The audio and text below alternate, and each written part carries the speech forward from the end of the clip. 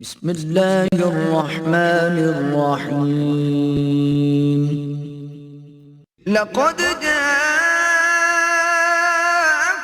رسول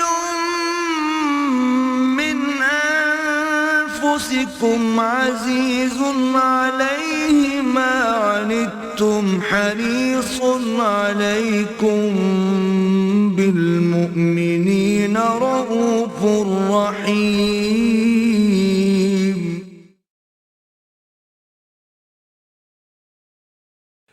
نحمده ونصلي على رسوله الكريم.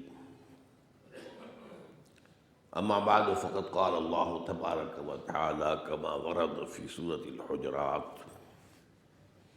اعوذ بالله من الشيطان الرجيم بسم الله الرحمن الرحيم انما المؤمنون اخوة فاصلحوا بين اخويكم واتقوا الله لعلكم ترحمون. وقال تبارك وتعالى كما ورد في نفس سورة: يا أيها الناس إنا خلقناكم من ذكر وأنثى وجعلناكم شعوبا وقبائل لتعارفوا إن أكرمكم عند الله أتقاكم. صدق الله العظيم. وعن أبي حمزة أنس بن مالك رضي الله تعالى عنه خادم رسول اللہ صلی اللہ علیہ وسلم انہ قال ان النبی صلی اللہ علیہ وسلم قال لا یؤمن احدکم حتی یحب لأخیہ ما یحب لنفسہ. رواہ البخاری ومسلم رحمہم اللہ. وعن ابن مسعود رضی اللہ عنہ قال قال رسول اللہ صلی اللہ علیہ وسلم لا يحل دم امرئ مسلم يشهد ان لا اله الا الله واني رسول الله الا باحدى ثلاث: الثيب الزاني والنفس بالنفس والتارك لدينه المفارق للجماعة. رواه البخاري ومسلم رحمهم الله. رب اشرح لي صدري ويسر لي امري واحلل عقدة من لساني يفقهوا قولي. اللهم ربنا الہمنا رشدنا واعذنا من شرور انفسنا.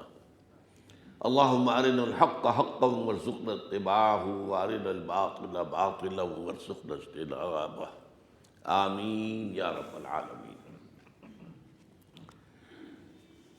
اربعین نبوی میں بہت سی حدیثیں وہ ہیں کہ جنہیں ہم کہیں گے کہ یہ نہایت مختصر کلمات میں دین کی بڑی بڑی حکمتیں بیان کی گئی ہیں. ان کو حضور نے خود فرمایا ہے جوامع الکلم. اوتیت جوامع الکلم، مجھے بہت ہی جامع کلمات عطا کیے گئے. چند الفاظ لیکن اس میں بہت بڑی بڑی حقیقتیں مثمر. تو آج جو حدیثیں ہم پڑھ رہے ہیں ان میں سے ایک کا تعلق ہے ایمان کے اصل جوہر اور رب لباب سے،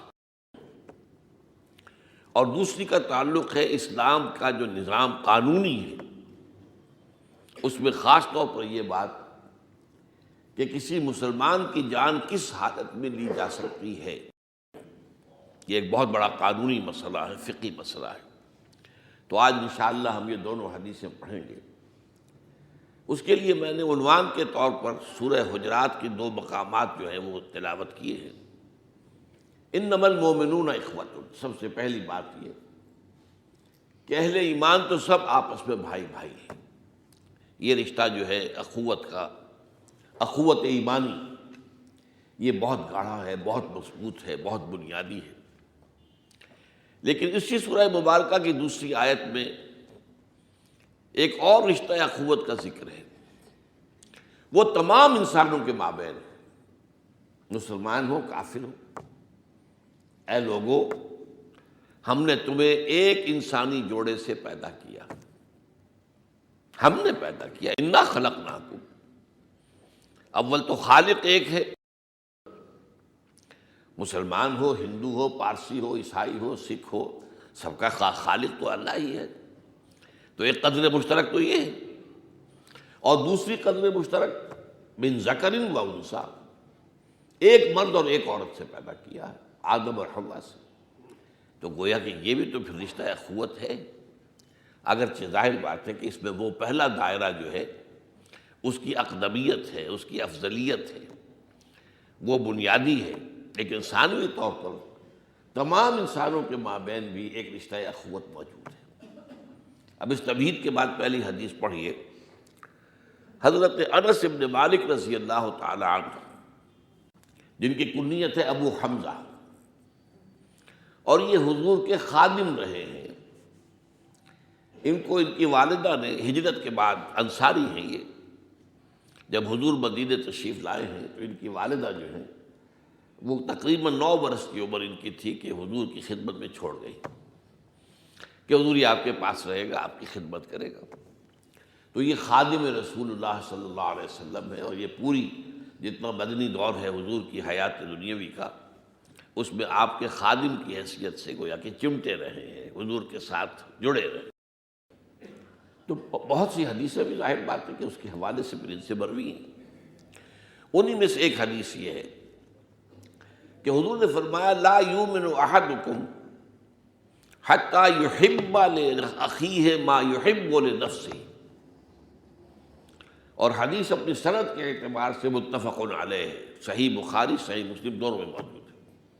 تو یہ میں نے بارہا آپ کو بتایا ہے کہ سند کے اعتبار سے کسی حدیث کا اس سے اونچا درجہ اور کوئی نہیں ہے۔ سند کے اعتبار سے جو حدیث متفق علیہ ہے وہ گویا کہ قرآن مجید کے بہت قریب پہنچ جاتی ہے سند کے اعتبار سے۔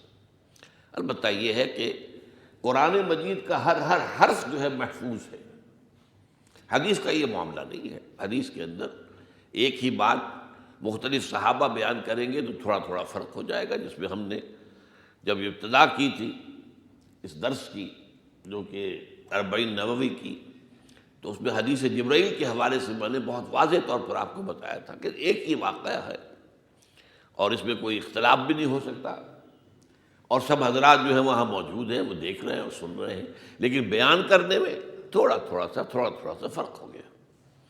تو اس طریقے سے قرآن مجید جو ہے وہ لفظاً محفوظ ہے، حدیث نہیں ہے۔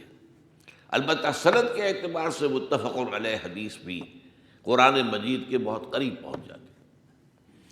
تو اس میں جو فرمایا گیا لا یؤمن احدکم، تم میں سے کوئی شخص مومن نہیں ہو سکتا حتی یحب لاخیہ ما یحب لنفسہ، جب تک کہ وہ اپنے بھائی کے لیے بھی وہی بات پسند نہ کرے جو اپنے لیے پسند کرتا ہے۔ اب اس میں ایک بات تو ذہن میں یہ رکھیے کہ اس قسم کی احادیث کے ضمن میں پہلی بات تو یہ ہے کہ اس کا یہ نتیجہ نکال لینا کہ وہ مومن نہیں ہے تو کافر ہے، یہ نہیں،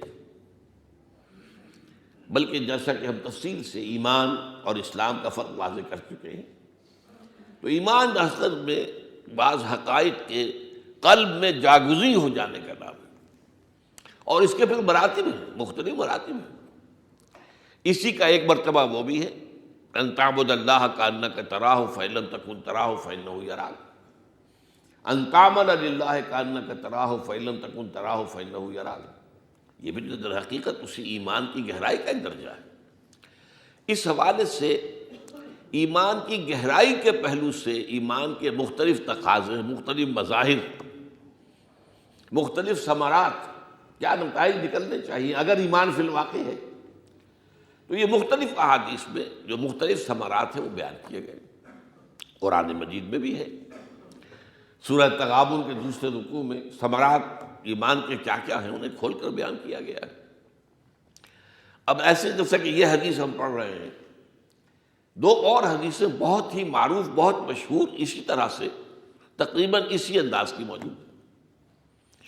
لا یؤمن احدکم حتی یکون ہواہ طبعا لما جئت بہ، تم میں سے کوئی شخص مومن نہیں ہو سکتا جب تک کہ اس کے خواہش نفس اس کے تابع نہ ہو جائے جو میں لے کر آیا ہوں۔ میں شریعت لایا ہوں، میں اللہ کے احکام لایا ہوں، میں اوامر و نواہی لایا ہوں۔ اگر تمہاری خواہش نفس جو ہے سرکشی کرتی ہے اس کے خلاف تو پھر ایمان نہیں ہے۔ ایمان کا تقاضا کیا ہے اگر حقیقی ایمان ہے؟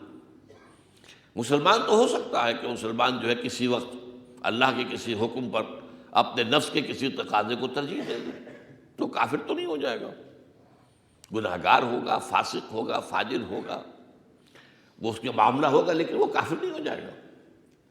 لیکن ایمان کی حقیقت جو ہے وہ پھر اسے حاصل نہیں ہے اگر اس کی خواہش نفس تابع نہیں ہو گئی ہے اس کی جو حضور لے کر آئے صلی اللہ علیہ وسلم۔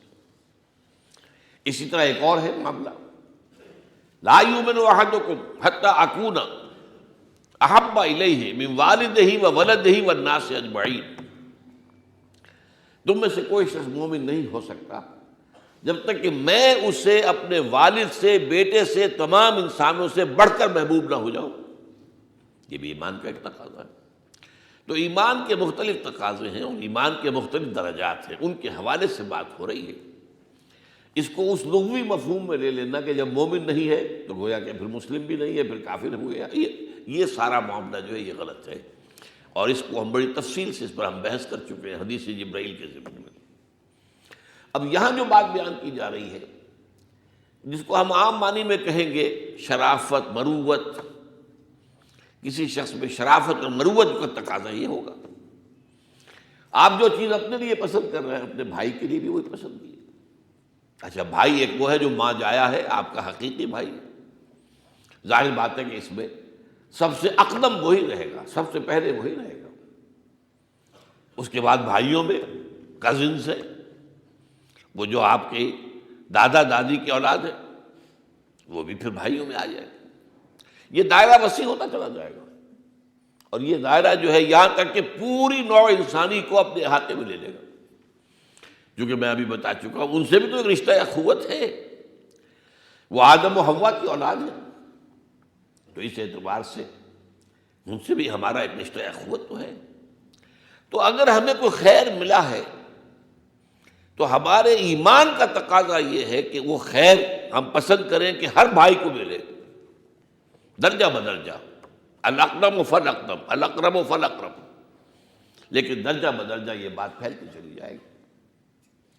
اب اس میں سب سے بڑی بات ہے، فرض کیجیے اللہ تعالیٰ نے آپ کو صحت دی ہے، آپ چاہیں کہ آپ کے بھائیوں کے اندر بھی صحت ہو، کوئی بیماری ہے، مرض ہے، ان سے اللہ تعالیٰ شفا دے دے۔ آپ کو اللہ نے دولت دی ہے، آپ کو یہ پسند کرنا چاہیے کہ آپ کے بھائیوں کے پاس بھی ہونا چاہیے، اللہ تعالیٰ انہیں بھی وہ دولت سے سرفراز فرمائے۔ لیکن سب سے بڑی بات کیا ہے؟ سب سے بڑی دولت ہدایت ہے۔ اگر اللہ نے آپ کو ہدایت سے سرفراز فرمایا ہے تو اب اس کا تقاضا یہ ہے کہ آپ یہی اپنے بھائی کے لیے پسند کریں کہ وہ بھائی بھی اللہ تعالیٰ اسے ہدایت دے، اس کے لیے کوشش کرے، اس کے لیے محنت کرے، جیسے کہ سورہ تحریم میں آتا ہے یا ایھا الذین آمنوا قوا انفسکم واہلیکم نارا، اے ایمان والو بچاؤ اپنے آپ کو اور اپنے اہل و عیال کو آگ سے۔ یہ بھی تو وہی خیر خواہی ہے، الدین والنصیحہ جو ہم حدیث پڑھ چکے ہیں، اس کے اندر بھی ظاہر بات ہے کہ اس ہدایت کو عام کرنا، لوگوں تک پھیلانا، پہنچانا، یہ بھی اسی حدیث کا لازمہ ہو جائے گا۔ لا یؤمن احدکم حتی یحب لاخیہ ما یحب لنفسہ۔ اب میں نے جیسا کہ عرض کیا اخلاقیات کے میدان میں اس کا دائرہ بڑھتا چلا جائے گا، پھیلتا چلا جائے گا۔ یہ تو جیسے جیسے آپ کے قلب کے اندر وسعت پیدا ہوگی، آپ کے سینے میں فراخی پیدا ہوگی، تو رشتہ اخوت جو ہے بڑھتا چلا جائے گا۔ اور یہ پھر وہ چیز ہے کہ جو خلق کی ہدایت کے لیے، نوع انسانی کو سیدھے راستے پر لانے کے لیے ایک وقت ایسا آ جاتا ہے کہ پھر انسان کے لیے اس کے سوا کوئی اور کام کرنے کو اس کا جی چاہتا ہی نہیں۔ جب حضور نے یہاں تک فرما دیا حضرت علی سے رضی اللہ تعالیٰ عنہ، یا علی ان یہدی اللہ بک رجلا واحدا خیر لک من حمر النعم، اگر تمہارے ذریعے سے اللہ تعالیٰ کسی ایک شخص کو بھی ہدایت دے دے تو یہ تمہارے لیے سرخ اونٹوں سے بڑی دولت ہے۔ بڑی حکیمانہ، یہ بھی جواب الکلم میں سے بات ہے۔ اور دیکھیے کیسے بات کو جمع کیا گیا ہے۔ ہدایت تم نہیں دے سکتے، ہدایت تو اللہ دے گا۔ ان یہدی اللہ بک رجلا واحدا، لیکن اگر اللہ کسی کی ہدایت کو جس کو دے رہا ہے اس میں ذریعہ تمہیں بنا دے تمہارے ذریعے سے ہدایت اس کو پہنچے تو یہ تمہارے لیے سرخ اونٹوں سے بڑھ کر جو ہے یہ دولت ہے۔ یہ سرخ اونٹ جو ہے عربوں کی بہت ہی پسندیدہ، بہت ہی سمجھیے کہ محبوب جو ہے نوع، سرخ رنگ کا اونٹ۔ تو یا علی ان یہدی اللہ بک رجلا واحدا خیر لک من حمر النعم۔ تو اب ظاہر بات ہے یہ جو ہم صوفیہ کے بارے میں پڑھتے ہیں انہیں تو اسی چیز کی غرض تھی کہ لوگوں تک ہدایت کا کلمہ پہنچ جائے۔ انہوں نے کوئی جائیدادیں تو نہیں بنائی۔ یہ اولیاء اللہ، یہ دوسری بات ہے کہ آج ان کے مقبروں پر کیا ہو رہا ہے، مشرکانہ حرکات ہو رہی ہیں، بدعات ہیں، بہت ہی شریعت کے خلاف افعال سر انجام پا رہے ہیں، میلے لگے ہوتے ہیں، اور میلے میں عصمت فروشی کا دھندا بہت بڑے پیمانے پر ہوتا ہے۔ یہ سارا کچھ ہو رہا ہے، اور ہو رہا ہے ان کے نام پر۔ اور جو گدی نشین ہے وہ عیاشیاں کرتے ہیں۔ انہوں نے تو عسرت میں زندگی گزاری تھی۔ بابا فرید شکر گنج رحمۃ اللہ علیہ کے بارے میں آتا ہے بسا اوقات اس کے سوا کچھ نہیں ہوتا تھا کہ پانی میں تھوڑا سا نمک ڈال کر اس سے سوکھی روٹی جو ہے وہ ذرا گیلی کر کے کھانی۔ انہوں نے زندگی اس طور سے گزاری۔ انہوں نے کوئی کاروبار نہیں کیا، حالانکہ کاروبار کرنا کوئی حرام تو نہیں ہے، لیکن ایک سینس آف ویلیوز ہے۔ کاروبار سے مجھے کیا حاصل ہوگا؟ کوئی معاش حاصل کر لوں گا، اور اگر میرے ذریعے سے اللہ ہدایت پھیلا دے تو جو کچھ مجھے آخرت میں حاصل ہوگا اس کا تصور بھی نہیں کیا جا سکتا۔ So why to settle for less? پھر ظاہر بات ہے آپ انسان اپنی قدر و قیمت تھوڑی کیوں قبول کرے؟ آپ کو جو بھی توانائی دی ہے اللہ تعالیٰ نے، جو قوت دی ہے، جو مہلت عمر دی ہے، جو صحت دی ہے، اور اگر اللہ تعالیٰ نے آپ کو اظہار ما فی الضمیر کی صلاحیت بھی دی ہے، تقریر اور تحریر کی صلاحیت دی ہے، تو ان کو آپ بازار میں لا کر تو گھٹیا قیمت پر ان کو فروخت کریں۔ اس کی سب سے بڑی قیمت کیا ہے؟ کہ لوگوں کی ہدایت کے لیے صرف کریں، ان کی بھلائی کے لیے، ان کی عاقبت سنوارنے کے لیے، ان کو جہنم کی آگ سے بچانے کے لیے۔ قوا انفسکم واہلیکم نارا۔ تو یہ در حقیقت وہ شرافت و مروت کا تقاضا ہے کہ جس سے یہ دین کی دعوت پھیلتی ہے۔ پھر یہ جذبہ اگر ہوگا لوگوں کے اندر تو وہ اپنے وقت کا اصل جو مصرف ہے اسی کو قرار دیں گے، اور زندگی کے اندر سب سے اہم قیمت اسی کو سمجھیں گے، اپنے وقت کی اور اپنی صلاحیتوں کی، کہ اس کو ذریعہ ہدایت بنایا جائے لوگوں کے لیے۔ بہرحال یہاں پر اس کی تاکید کے لیے انداز یہ اختیار کیا گیا ہے کہ اگر ایسا ہے تو پھر ایمان نہیں ہے، یعنی حقیقی ایمان، ایمان کا اصل جوہر، ایمان کا اصل لب لباف۔ اس لیے کہ جب ایمان حقیقی ہوگا تو آپ کا یقین آخرت پر ہوگا۔ پھر ہر چیز کا دنیا میں آپ جب قیمت کا تعین کریں گے، ایویلویٹ کریں گے اسے، تو وہ کریں گے آخرت کے حوالے سے۔ آخرت میں اس کی کیا قدر و قیمت ہے، اس کا کیا اجر و ثواب ہے۔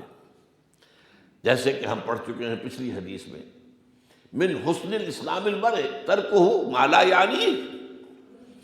کسی مسلمان کے اسلام کی خوبی، حسن یہ بھی ہے کہ وہ ہر اس کام کو چھوڑ دے جس کا اس کو کوئی فائدہ نہیں۔ یعنی دنیا کا وقت یا تو لگے دنیاوی ضرورت کوئی پوری کرنے کے لیے، وہ بھی ظاہر بات ہے تقاضا ہے، زندگی کے تقاضے ہیں پورے کرنے، یہ ایک مصرف ہے، جائز مصرف ہے، صحیح مصرف ہے، اور یا پھر اس کے ذریعے سے آخرت کمائی جائے۔ یوں سمجھنا کہ وقت کوئی بیکار اور فضول چیز ہے، بیسٹ ٹائم جیسا کہ میں نے کہا تھا ایک لفظ استعمال ہوتا ہے، وقت گزاری کا مشغلہ ہے جی، ذرا وقت گزاری کے لیے، وہ تفریح کے لیے، اس کا تو سوال ہی پیدا نہیں ہوتا اگر آخرت کا یقین۔ تو اسی حوالے سے اگر آخرت کا یقین ہے تو ظاہر بات ہے کون چاہے گا کہ میری اولاد جہنم میں ڈالی جائے؟ کون چاہے گا؟ کون چاہے گا کہ میرا بھائی جہنم میں ڈالا جائے؟ وہ تو پھر اس کے بعد انسان کے ساری صلاحیتیں، ساری قوتیں، ساری توانائیاں اس میں صرف ہوں گی کہ جتنوں کو بچا لوں، بچا سکوں بچا لوں۔ جیسے کہ حضور صلی اللہ علیہ وسلم نے مثال دی، میری اور تمہاری مثال ایسی ہے کہ آگ کا ایک الاؤ ہے جو تمہیں نظر نہیں آ رہا اور تم اس میں گر پڑنا چاہتے ہو، اور میں تمہارے کپڑے پکڑ پکڑ کر گھسیٹ رہا ہوں۔ اس کی میں مثال واضح طور پہ دیا کرتا ہوں۔ فرض کیجئے کہ آپ کہیں سڑک کے کنارے بیٹھے ہوئے ہیں اور آپ کو معلوم ہے کہ آگے سڑک کھلی ہوئی ہے، ٹیلی فون والوں نے یا سوئی گیس والوں نے یا کسی اور نے سڑک کھولی ہوئی ہے، گڑھا ہے آگے۔ اب آپ دیکھتے ہیں کہ ایک نابینا آدمی جا رہا ہے، اسے تو معلوم نہیں، وہ اپنے معمول کے مطابق اس راستے سے گزرا کرتا تھا، اسے کیا پتا کہ آج سڑک کھلی ہوئی ہے، وہ بڑھے گا۔ آپ چلا کر کہیں گے او خدا کے بندے ذرا بچو، آگے جو ہے گڑھا ہے۔ اب فرض کیجئے وہ بہرا بھی ہے، اس نے سنی نہیں بات، تو معلوم ہوا کہ وہ تو کنارے پر پہنچ گیا، اب گر پڑے گا فوراً، تو آپ دوڑ کر اس کے کپڑے پکڑیں گے اور کپڑوں سے اس کو پکڑ کر بچائیں گے۔ یہی لفظ استعمال کیا حضور نے، میں تمہارے کپڑے پکڑ پکڑ کر تمہیں بچا رہا ہوں، گھسیٹ رہا ہوں۔ اس حوالے سے انسان کا پھر زندگی کے اندر یہ ویلیوز کا معاملہ ہے کہ آپ کی اقدار کیا ہے، آپ نے کس چیز کو کتنی اہمیت دی ہے، آپ کے نزدیک کس چیز کی کتنی قدر و قیمت ہے۔ تو یہ چیز در حقیقت جو کچھ آپ نے اپنے لیے پسند کی ہے، اگر آپ اپنے لیے جنت پسند کرتے ہیں تو آپ اپنے بھائی کے لیے بھی جنت پسند کیجیے، جس سے بھی آپ کا تعلق ہے۔ اور وہ چیز جیسا کہ میں نے عرض کیا، اس کا دائرہ وسیع سے وسیع تر ہو کر پوری نوع انسانی تک پھیل جانا چاہیے۔ چنانچہ یہی وہ ہے بات جو کہی گئی ہے قرآن میں حضور کے بارے میں، وَمَا أَرْسَلْنَاكَ إِلَّا رَحْمَةً لِلْعَالَمِينَ۔ حضور کا یہ دائرہ جو ہے تمام انسانوں تک، اگرچہ لفظی ترجمہ ہوتا ہے تمام جہانوں تک، یہ اس سے مراد کیا ہے؟ بعض اوقات عربی زبان میں ظرف کی جمع بول کر مظروف کی جمع مراد ہوتی ہے۔ عالمین یعنی اس عالم میں رہنے والے سب لوگ، تمام قومیں، تمام اقوام، ان سب کے لیے رحمت ہے۔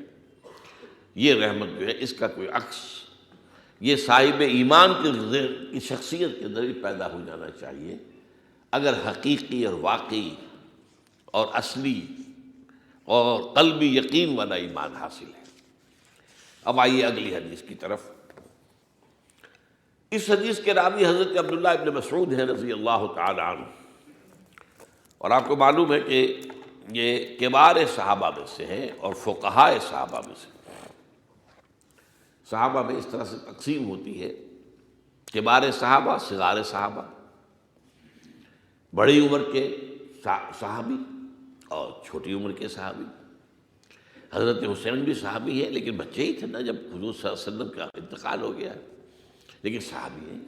حضرت حسن بھی صحابی ہیں۔ پھر یہ کہ آپ کے ساتھ کے حضرت ابوبکر، حضرت عمر، حضرت عثمان، یہ بھی صحابی ہیں۔ تو کبار صحابہ، صغار صحابہ۔ اسی طرح بعض کے بارے میں کہتا ہے فقراء صحابہ، اغنیاء صحابہ۔ صحابہ میں سے فقراء، فقیر منش لوگ، فقراء اس معنی میں نہیں تھے، وہ بھی دنیا کما سکتے تھے لیکن انہوں نے دنیا کمانے کا معاملہ بالکل ترک کر دیا، گویا کہ اپنے آپ کو 100% حضور کے نقش قدم پر چلایا۔ اس لیے کہ وحی کے آغاز کے بعد حضور صلی اللہ علیہ وسلم نے کوئی معاش کا کام نہیں کیا۔ 40 برس کی عمر شریف تھی جبکہ وحی کا آغاز ہو گیا، آپ کو مشن حوالے کر دیا گیا، یا ایھا المدثر قم فانذر وربک فکبر۔ اب آپ کا ایک ایک لمحہ دن اور رات اسی کام میں بسر ہوا۔ تو بہت سے لوگوں نے یہی کیا، نہ کوئی مکان بنایا، نہ کوئی معاش، گھر گرہستی کی زندگی بھی نہیں تھی۔ اصحاب صفہ کی، وہ تو وہی مسجد کے اندر پڑے رہتے تھے، اور بس کچھ آ گیا ہے، کچھ صدقہ خیرات کہیں سے کسی نے بھجوا دیا ہے تو کھا لیا ہے، ورنہ نہیں، بھوکے فاقے پر فاقے آتے۔ تو فقراء صحابہ، ان میں سے کچھ اور بھی ہیں جو اصحاب صفہ میں سے تو نہیں ہے لیکن ان کا مزاج وہی فقراء والے تھا۔ ابو ذر غفاری ہیں، یہ انہی میں سے ہیں۔ سلمان فارسی ہیں، یہ انہی میں سے ہیں۔ ابو الدرداء ہے، یہ انہی میں سے ہیں۔ ابو ہریرہ تو اصحاب صفہ میں سے ہیں رضی اللہ تعالیٰ عنہ۔ بہرحال پھر ایک اور تقسیم ہوتی ہے صحابہ، فقہاء صحابہ، وہ صحابہ جنہیں دین کا فہم اور دین کا تفقہ گہرائی کے ساتھ حاصل تھا۔ ظاہر بات ہے کہ اس اعتبار سے بھی سب صحابہ برابر تو نہیں تھے، سب کی ذہنی سطح ایک طرح کی تو نہیں تھی، لیول آف کانشسنس مختلف ہوتا ہے، کسی کے اندر زیادہ اللہ نے ذہانت رکھی ہے، کسی میں کم رکھی ہے، تو اس اعتبار سے بھی سب برابر نہیں ہے۔ خدا پنجن گوش یکساں نہ کر۔ تو وہ صحابہ کہ جن کے اندر دین کا فہم بہت گہرا تھا، ان کو کہتے ہیں فقہائے صحابہ۔ ان میں اونچا مقام ایک حضرت عبداللہ ابن مسعود کا بھی ہے، باقی حضرت ابو بکر ہے، حضرت عمر ہے، حضرت عائشہ صدیقہ ہے، یہ فقہائے صحابہ میں سے شمار ہوتے، خواتین میں سے بھی ہیں، ام سلمہ ہے رضی اللہ تعالی عنہ۔ تو حضرت عبداللہ ابن مسعود سے روایت ہے، انہوں نے فرمایا لا یحل دم امرئ مسلم، حلال نہیں ہے کسی مسلمان کا خون، یعنی کسی کا خون اپنے لیے، کسی کا خون کر دینا، کسی کی جان لے لینا، کسی مسلمان کو قتل کر دینا۔ اب اس مسلمان کی تعریف بھی کر دی، لا یحل دم امرئ مسلم یشہد ان لا الہ الا اللہ وانی رسول اللہ، جو گواہی دیتا ہو کہ اللہ کے سوا کوئی معبود نہیں اور یہ کہ میں اللہ کا رسول ہوں۔ یہ مسلمان ہونے کی کم سے کم شرط ہے، اور کوئی شرط نہیں ہے، یہ نوٹ کر لیجیے۔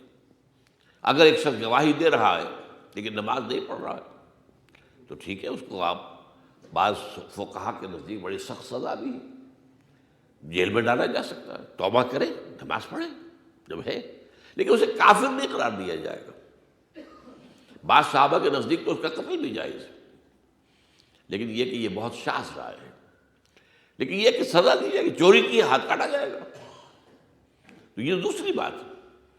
لیکن یہ کہ اسلام، جیسے ہم نے پڑھا ہے ارکان اسلام میں کلمہ شہادت کے بعد نماز بھی ہے، روزہ بھی ہے، زکوٰۃ بھی ہے، حج بھی ہے، لیکن یہ سب بھی اضافی چیزیں ہیں، اس پر اتفاق ہے، خاص طور پر امام ابو حنیفہ رحمۃ اللہ علیہ کا، ان کی طرف سے وضاحت ہے۔ نماز کا تارک کافر نہیں ہے، نماز کا منکر کافر ہو جائے گا، جو مانتا ہی نہیں کہ نماز جو ہے فرض ہے، گویا کہ وہ قرآن کا انکار کر رہا ہے، اور قرآن کا انکار کر رہا ہے تو اب وہ اسلام کے دائرے سے نکل گیا۔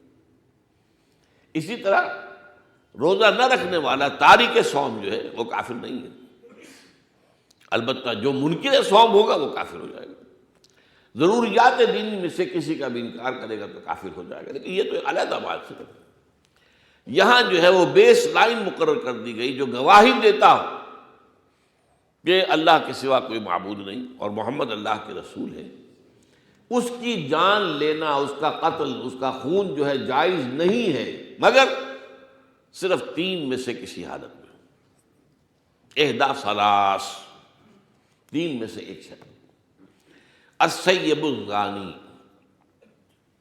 شادی شدہ ہو کر زنا کرے، اس کو رجم کیا جائے گا، اور رجم بھی قتل ہی کی ایک شکل ہے، اور یہ سزا ہمیشہ سے ہے، تورات سے ہے، قرآن مجید میں اس کا ذکر نہیں ہے، لیکن نبی اکرم صلی اللہ علیہ وسلم نے یہ رجم کیا، اور آپ نے فرمایا اے اللہ میں نے تیری سنت کو زندہ کر دیا ہے۔ در حقیقت یہ دو سزائیں جو اسلام میں ہیں کیپٹل پنشمنٹ کی، ایک دوسری کا ذکر بھی ابھی آنے والا ہے، ان دونوں کا ذکر قرآن میں نہیں ہے، یہ تورات سے اور سابق جو فقہ اور قانون جو ہے شریعت موسوی سے، ظاہر بات یہ ایک سلسلہ ہے، موسیٰ علیہ السلام، عیسیٰ علیہ السلام، محمد صلی اللہ علیہ وسلم، یہ ایک سلسلۃ الذہب ہے، ایک سنہری زنجیر ہے، تو بنیادی طور پر تو دین ایک ہے۔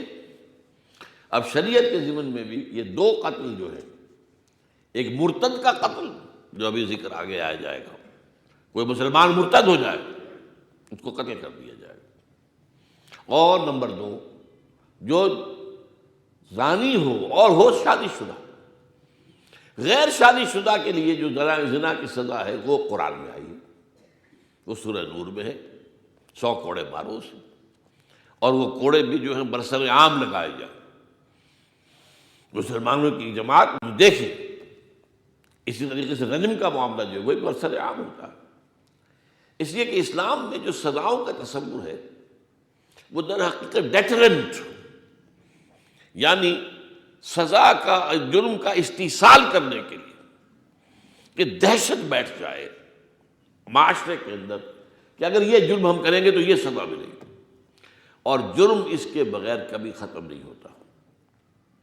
آج کی ہماری تہذیب میں مہذب ترین ملک، تعلیم یافتہ ترین ملک امریکہ سے بڑھ کر تو کوئی نہیں، اور کس قدر جرائم وہاں ہے آپ اس کا اندازہ نہیں کر سکتے۔ ہینس کرائم، گھناؤنے جرم یہ ہوتے ہیں۔ اس لیے کہ تصور اصل میں یہ ہو گیا ہے کہ یہ جو کوئی شخص کوئی گناہ کرتا ہے، جرم کرتا ہے، کرمنل، وہ اصل میں نفسیاتی مریض ہے۔ اب مریض سے تو ہمدردی ہونی چاہیے، دشمنی تو نہیں ہونی چاہیے۔ یہ چونکہ نفسیاتی مرض ہے، اس کی اصلاح ہونی چاہیے، اس کا علاج کیا جانا چاہیے۔ اسی لیے جیلوں کو امریکہ میں کریکشن سینٹرز کہا جاتا ہے۔ کریکشن ہو رہی ہے، لوگوں کی تصحیح ہو رہی ہے، لوگوں کی اصلاح ہو رہی ہے، اور وہاں پر ظاہر بات ہے کہ انہیں جو ہے زندگی کے جو بھی ضروریات ہیں وہ وہاں پہنچائی جاتی ہیں۔ اب ظاہر بات ہے کہ پھر اس کے نتیجے میں جرم کبھی ختم نہیں ہوگا، اور یہ ہے وہاں پر تو عام طور پر وہاں زیادہ جرائم پیشہ جو ہے وہ افرو امریکنس ہیں۔ اور میں کہا کرتا ہوں کہ یہ افرو امریکنس جو ہیں یہ بدلہ لے رہے ہیں آج کے امریکیوں سے، کہ تم نے جو ہمارے جو جد امجد جو ہمارے آباء و اجداد کو تم افریقہ سے پکڑ کر لائے تھے اور لوہے کی زنجیروں میں، آہنی زنجیروں میں کس کر جکڑ کر لائے تھے، جہاز بھر بھر کر لائے تھے، اور تم نے انہیں غلام بنایا تھا اور ان کے اوپر ظلم کیے تھے اور ان پر تعدیاں کی تھی، اور ان سے جو ہے وہ کام وہ لیے تھے کہ جو ان کی بساط سے بھی بڑھ کر تھے، تو آج اس کا بدلہ لے رہے ہیں افرو امریکنس۔ معاشرے کے اندر ہیں کچھ لوگ جو اس معاشرے کے اندر جذب ہو گئے ہیں، کچھ ایسا بھی ہو گیا ہے کہ ایک مکسڈ بریڈ بھی پیدا ہو گئی ہے۔ ایک امریکی آقا نے ایک افریقی اپنی غلام باندی سے اس نے جو ہے وہ تعلق کیا، جو ہے جنسی، اور اولاد ہو گئی، تو اب وہ مکسڈ بریڈ ہے۔ تو اس طرح کے لوگ بھی ہیں، چنانچہ وہ امریکن جو افرو امریکن میں سے ذرا ہلکے رنگ کے نظر آتے ہیں، وہ کون ہیں؟ وہ مکسڈ بریڈ ہے، ورنہ افریقن جو اصل چلے آ رہے ہیں ان کا رنگ تو پھر بہت گہرا ہونا چاہیے۔ بہرحال یہ جو ہے، اب یہ میں آپ کو وہاں کی اسٹیٹسٹکس بتا رہا ہوں۔ وہاں ہوتا کیا ہے کہ ایک مجرم نے جرم کیا اور اس کے بعد اس کو سزا مل گئی، یا سزا کہہ لیں، جو بھی کہہ لیں، ڈیٹینشن سینٹر ہے، کریکٹیو سینٹر ہے، 1 سال رہنا ہے، رہا، واپس آیا، پھر جرم کیا، پھر پہنچ گیا۔ آرام سے کھانے کو ملتا ہے، باہر تو جا کر محنت کرنی پڑے گی، مزدوری کرنی پڑے گی، تو یہ جو ہے اس سے جرم کے خاتمے کا کوئی سوال ہی پیدا نہیں ہوتا۔ وہاں یہ دیکھنے میں آئی بات وہاں کے اتھارٹیز کے کہ ان میں سے جو مسلمان ہو جاتے ہیں، اس لیے کہ یہ کام بہت سے مسلمان بہت عرصے سے کر رہے ہیں، یہ جو مسلمان امیگرینٹس گئے ہیں امریکہ میں، وہ جا کر جیلوں میں تبلیغ کرتے ہیں، انہیں اجازت مل جاتی ہے۔ کچھ گئے، کچھ کھانا پینے کے لیے بھی سامان لے گئے قیدیوں کے لیے، کوئی جو ہے وہ تحفے لے گئے ان کی دلجوئی کے لیے، پھر انہیں اسلام کی دعوت بھی دی۔ جو وہاں مسلمان ہو جاتا ہے پھر وہ واپس نہیں آتا، وہ معاشرے میں جا کر ایک امن پسند شہری بن جاتا ہے۔ لہذا اب وہ باقاعدہ مسلم چیپلنز رکھ رہے ہیں وہاں پر، مسلمان چیپلنز تنخواہ دیتے ہیں، اچھی بھلی تنخواہ دیتے ہیں۔ میں نے بہت سے لوگوں کو دیکھا ہے وہاں پر کہ باقاعدہ اسی پیشے کو انہوں نے اختیار کیا ہے، and they are getting good salaries, اور اس کے اندر وہ وہاں جا کر جو ہے اسلام کی تعلیم دیتے ہیں۔ تو بہرحال میں یہ بتا رہا تھا کہ جرم کا خاتمہ جو ہے یہ ہے سخت سزا سے۔ ایک آدمی کو سزا دی جائے اور 1000 کو جو ہے کہ ہوش ٹھکانے آ جائے کہ اگر میں نے یہ کام کیا تو یہی میرا بھی معاملہ ہوگا۔ یہی اصل میں سعودی عرب کے معاملے میں پوری دنیا میں مانا جاتا تھا کہ وہاں جرم نہیں ہے، حالانکہ یہ آل سعود کے آنے سے پہلے وہاں بے تحاشا جرم تھا، لوٹ مار غارت گری، حاجیوں کو لوٹتے تھے، حاجیوں کو قتل کرتے تھے، یہ سارا کچھ ہوتا تھا۔ ایک زمانے میں مجھے یاد ہے جب میرے دادا گئے تھے حج کے لیے، اس کو سمجھا جاتا تھا کہ جو جا رہا ہے اب گویا کہ وہ اس کی زندگی کا خاتمہ ہے، اب وہ اگر آ گیا تو وہ بونس ہے ایک طریقے سے کہ وہ آ جائے گا دوبارہ تو ایک نئی زندگی مل جائے گی۔ لیکن وہاں قتل و غارت، وہاں کے مصائب، وہاں کی سختیاں جھیلنا، پھر عام طور پر بڑی عمر میں لوگ حج کرتے تھے، یہ تو آج کل ہوا ہے نا کہ نوجوان جو ہیں وہ وہ بھی حج کرتے ہیں، لیکن یہ کہ عام طور پر ہمارے معاشرے میں تو سارے کار دنیاوی جتنے بھی ہیں ختم کر کے پھر آدمی جو ہے سمجھتا تھا کہ اب میں حج کراؤں۔ بہرحال وہاں پر بھی جرم بہت تھا، بہت سخت تھا۔ لیکن جب یہ آل سعود کی حکومت ہوئی ہے، اور یہ آل سعود کی حکومت اصل میں ایک مشترک حکومت تھی، شیخ محمد ابن عبد الوہاب یہ آل شیخ کہلاتے ہیں اور یہ آل سعود کہلاتے ہیں، یہ دو قبیلوں کا اشتراک ہوا آپس میں۔ محمد ابن عبد الوہاب کی اولاد اور ان کے درمیان یہ معاہدہ ہوا کہ ہم مل جل کر محنت کرتے ہیں اور ایک حکومت قائم کرتے ہیں۔ اس کی حکومت آل سعود کے پاس رہے گی، حکومت کا انتظام۔ دینی معاملہ آل شیخ کے پاس رہے گا، آل شیخ، شیخ محمد ابن عبد الوہاب ان کے خاندان کے پاس۔ تو آل شیخ اب بھی کبھی کبھی آپ ابھی دیکھیے یہاں پر جو ابھی خطبہ دیا تھا حج کا، تو ان کے ساتھ موجود تھا نا آل شیخ، یہ آل شیخ میں سے ہے، محمد ابن عبد الوہاب کی اولاد میں سے۔ تو انہوں نے وہاں شریعت نافذ کی، اور جب شریعت نافذ کی، چوری پر ہاتھ کٹا، چوری ختم۔ پھر کلیکٹو کسی ایک علاقے کے اندر کوئی قافلہ لوٹا گیا ہے، اس علاقے کے لوگوں کو جمع کر لیا گیا، سب کو سزا ملے گی ورنہ مجرموں کو حاضر کر دو، اور مجرم حاضر کر دیے جاتے تھے۔ یہ کام جو ہے اسی طریقے سے قتل کیا ہے تو قتل کی سزا قتل، جواب ملے گا، کیفر کردار تک پہنچائیں گے۔ اور آپ کو معلوم ہے کہ عین نماز جمعہ کے بعد ریاض کی بڑی مسجد جو ہے اس کے باہر میدان ہے، اور وہاں پر جس کا قتل کرنا ہوتا ہے وہاں نماز جمعہ کے بعد ہجوم کے اندر وہ جو ہے جلاد اس کا گردن اڑاتا ہے، مارتا ہے گردن اس کے سب کے سامنے، تاکہ دہشت پیدا ہو، جرم سے انسان جو ہے بھاگے۔ تو وہاں در حقیقت جرم کا خاتمہ اسی سے ہوا تھا، ڈیٹرنٹ ہے اصل میں یہ۔ اس حوالے سے باقی کوئی اور ذریعہ جرم کے ختم کرنے کا موجود نہیں۔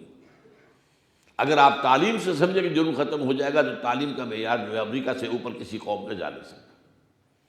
مہذب کہنے کو تو آج دنیا کے اندر مہذب ترین قوم ہوا ہے، لیکن جرم بدترین جرم موجود ہے۔ تو بہرحال یہاں پر فرمایا گیا لا یحل دم امرئ مسلم یشہد ان لا الہ الا اللہ وانی رسول اللہ الا باحدی ثلاث الثیب الزانی، شادی شدہ ہو کر اور زنا کرے، اور نمبر 2 النفس بالنفس، جس نے قتل کیا ہے اس کے جواب میں قتل کیا جائے گا، الا یہ کہ مقتول کے ورثاء انہیں معاف کر دیں۔ یہ اختیار مقتول کے ورثاء کو ہے، کسی حکمران کو نہیں ہے۔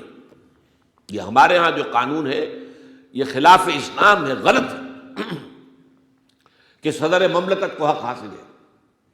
ایک شخص پر قتل کا مقدمہ ہے، سیشن کورٹ نے اسے پھانسی کی سزا دے دی ہے، ہائی کورٹ کے اندر اس کی اپیل ہوئی ہے، وہ ہائی کورٹ نے سزا بحال رکھی ہے، سپریم کورٹ میں اپیل ہو گئی ہے، اس نے سزا بحال رکھی، لیکن اب برسی پٹیشن جو ہے لائز ود دی پریزیڈنٹ، رحم کی اپیل کرے گا اور وہ چاہے گا صدر کو معاف کر دے گا، قطعاً اس کا کوئی اختیار کسی صدر کو نہیں ہے۔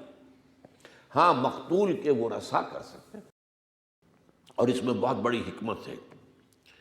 مقتول کے ورثاء آپ سوچئے، جیسا کہ ہمارے ہاں خاص طور پر دیہات میں اب بھی ہوتا ہے، قتل کے بدلے قتل، پھر قتل، پھر قتل، ایک سلسلہ چلتا ہے۔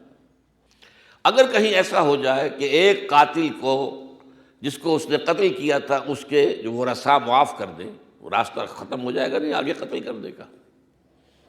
انہوں نے اتنا بڑا کرم کیا ہے، اتنا بڑا جو ہے اس کے اوپر احسان کیا ہے، اس کی جان بخشی کی ہے، لہذا اب اس کے جواب میں کوئی قتل نہیں ہوگا، سلسلہ جو ہے ختم ہو جائے گا۔ لیکن یہ مقتول کے ورثاء کو حق ہے، صرف کسی اور کو نہیں ہے۔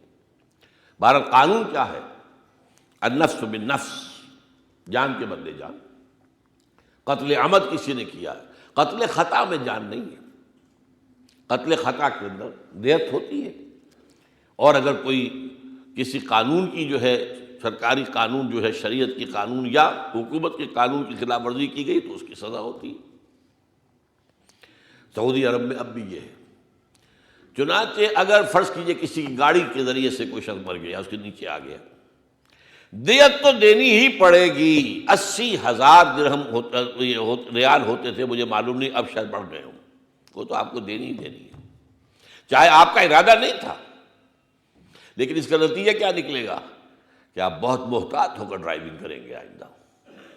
پھر جو کیئر لیس ڈرائیونگ آپ نہیں کر سکتے. میں نے اپنی آنکھوں سے دیکھا مدینہ منورہ میں ایک بڑی عمر کی عورت تھی، اس کو ایک گاڑی جا کر ذرا ٹچ اس نے کی ہے، بس وہ ڈرائیور اتر کر جو پھر منتیں کر رہا تھا، خوش آمدید کر رہا تھا، یا یا یا اے میری ماں مجھے معاف کر دے. اس لیے کہ اسے معلوم یہاں کون پرواہ کرتا ہے، اس لیے کہ یہاں دیت کا معاملہ ہی نہیں. ہاں اگر فرض کیجئے ساتھ ہی یہ بھی ہے کہ آپ کے پاس لائسنس نہیں تھا اور لائسنس کے بغیر آپ ڈرائیو کر رہے ہیں، یہ جرم ہو گیا، حکومت کا جرم. تو مجھے ایک واقعہ معلوم ہوا تھا کہ ایک پروفیسر تھے مدینہ یونیورسٹی کے، مصری تھے، ان کی کار کے ذریعے سے ایکسیڈنٹ ہوا اور ایک شخص مر گیا. اب ان کے اوپر جو ہے ظاہر بات دیت لاؤ. تو مجھے بتایا گیا اور میں بہت خوش ہوا تھا کہ ایک بہت عمدہ قانون اور بہت عمدہ ان کا معاملہ ہے.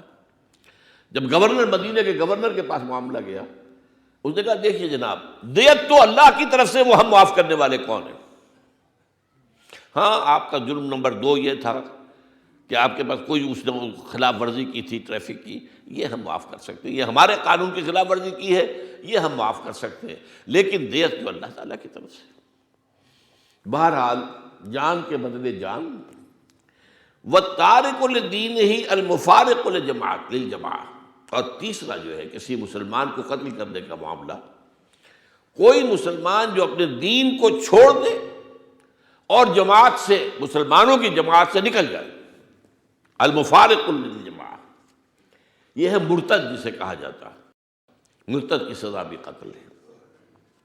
اس میں کچھ اس دور میں آ کر بعض جو جدید دانشور ہیں، انہوں نے کچھ جدید جو بھی فکر اس وقت دنیا کے اندر ہے، اس میں تو یہ ہے کہ آپ کو مذہب کو بدلنے کی آزادی ہونی چاہیے. جو ویسٹ ہے وہ ہم پر جو بہت چیزوں میں اعتراض کرتا ہے، ان میں سے یہ بھی ہے کہ کوئی عیسائی مسلمان ہو جائے تو آپ اسے سینے سے لگاتے ہیں، کوئی مسلمان عیسائی ہو جائے تو آپ اس کے قتل کے در پہ ہو جاتے ہیں. پھر ان میں یہ بھی ہے آزادی اظہار، جو چاہیں کہیں. دیکھو ہمارے ہاں جس سے ہم خدا کا بیٹا کہتے ہیں اسے باسٹرڈ کہتے ہیں یہودی. ہم تو انہیں کچھ نہیں کہتے، ان کی آزادی ہے اظہار رائے، آزادی خیال، آزادی رائے، آزادی اظہار رائے.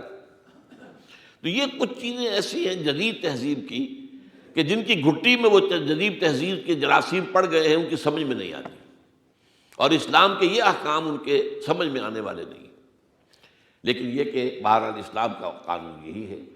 میں عرض کر رہا تھا کہ اس کے زیر اثر کچھ ہمارے جدید جو ہیں دانشور، انہوں نے یہ کہنا شروع کیا ہے کہ محض مرتد جو ہے واجب القتل نہیں ہے.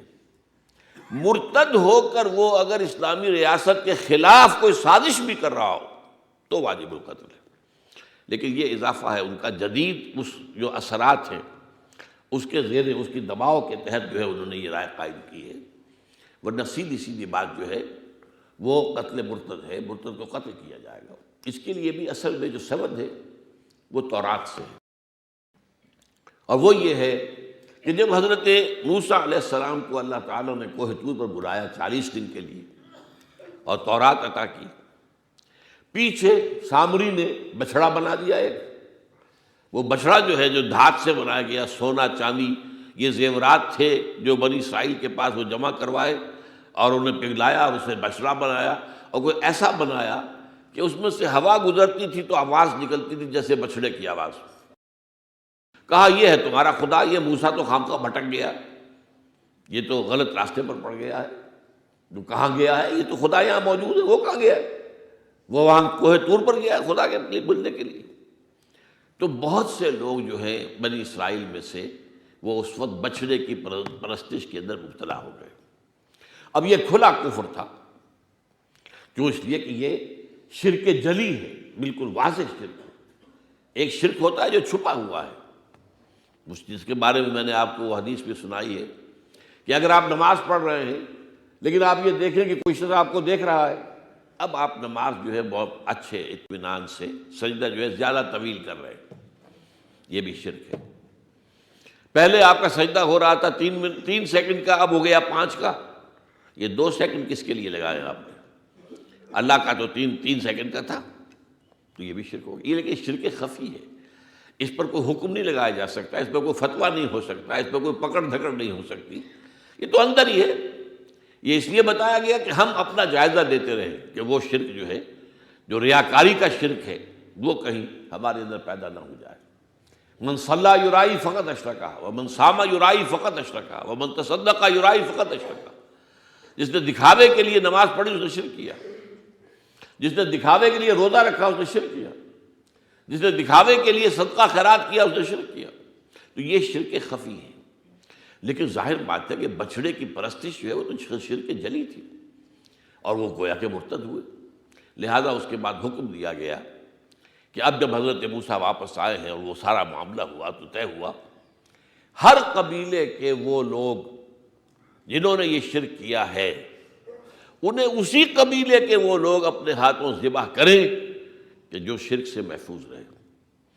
اور تورات بتاتی ہے 70,000 پیپل ور کلڈ، 70,000، اس لیے کہ 6 لاکھ تھے یہ لوگ جب نکلے ہیں مصر سے، تو 6 لاکھ کی تعداد میں تھے، ان میں سے 70,000 نے وہ جرم کیا تو وہ مرتد ہوئے اور وہ قتل کیے گئے۔ بہرحال یہ تو ہوا ہے، مسلمان کی جان جو ہے ان 3 حالتوں کے سوا کسی صورت میں نہیں لی جا سکتی۔ شادی شدہ ہے اور زانی ہے، رجم کیا جائے گا۔ کسی کو قتل کیا قتل عمد جان بوجھ کر، تو جواباً قتل کیا جائے گا قصاص میں، اگر مقتول کے ورثاء اسے معاف نہ کر دیں۔ اور نمبر 3، اگر کسی مسلمان نے اپنا دین ترک کر دیا، بدل دیا، اسے بھی قتل کر دیا جائے گا، اللہ یہ کہ وہ بھاگ جائے، اس ملک کو چھوڑ کر کہیں چلا جائے، وہ بات دوسری بات ہے، ورنہ یہ کہ اس ملک کے اندر نہیں رہ سکتا۔ اس کا ایک خاص پس منظر بھی ہے، وہ اب چونکہ وقت ختم ہو گیا ہے، اس لیے کہ اس میں ایک سازش کا راستہ روکنا بھی مقصود ہے، اور اس سازش کا ذکر جو ہے قرآن مجید میں سورہ آل عمران کے اندر موجود ہے۔ وآخر دعوانا ان الحمد للہ رب العالمین۔